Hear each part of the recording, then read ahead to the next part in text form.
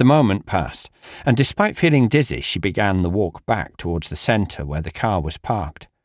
By the time she reached the pine trees separating the dunes from the centre, she felt much better. Within the shadow of the trees it was dark now. The waves crashed nearby, the taste of salt carrying to her on the breeze. Approaching the gate, she stopped.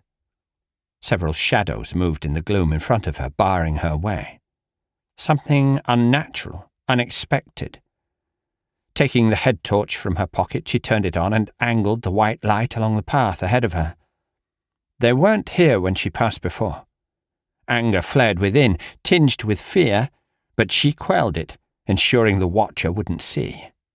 She couldn't allow them the pleasure. Turning the beam to either side of the path, she scanned the trees and brush, seeking who or what she didn't know, and silently praying she wouldn't see anyone. The beam was cut out by the birds, all 5 of them decapitated and hanging by their feet from wire tied to branches overhead, swaying gently back and forth in the breeze. "Do you think this frightens me?" Only the breakers on the shoreline and the breeze passing through the canopy overhead broke the silence. She raised her voice, shouting now. "This doesn't scare me," she called, hearing the edge of panic in her tone, angering her further. "I'll not stop." Movement above her saw her start, glancing up to see something pass through the beam of the torch. It was probably an owl. On another night she'd be delighted. Not this night. Taking a half step backwards, she almost stumbled on a fallen branch. She had to leave as quickly as possible.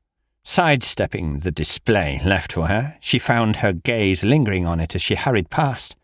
The white light cast by the torch in her hands gave the scene an ethereal glow, fueling her growing anxiety as she eyed the birds side by side, noting they'd also been crudely gutted. Both the heads and entrails lay on the path at her feet. Turning her back, she hurried to the gate, struggling to open it despite the latch being unsecured. The path down to the centre, itself locked up and in darkness, was well laid, and the safety of her car was only a few steps away.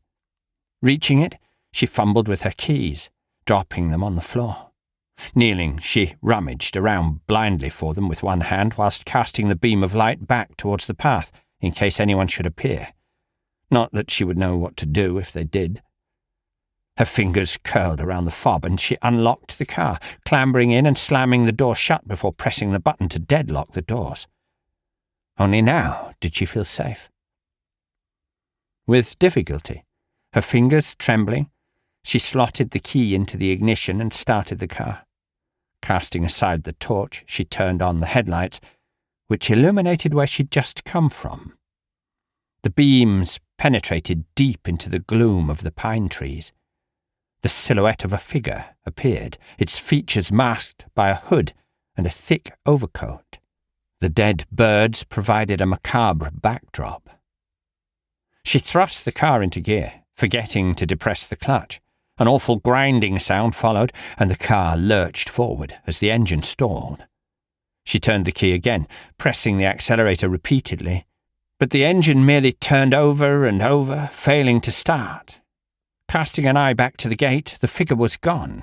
Somehow that fueled her borderline panic even more. The engine burst into life and she pulled away. Her phone rang, connected through the car speakers, and she accepted the call, relieved to hear another voice. "Hello," she said, looking behind her through her mirrors as she left the visitor's centre. Nothing moved. "I see you, Mary." "Who is this?" she asked, fearfully, glancing at the display registering an unknown caller. "Wherever you go, Mary, I see you," the voice repeated. It sounded throaty, brusque, and terrifying. "Leave me alone." The caller laughed, a slow, soft, melodic sound. "I see you."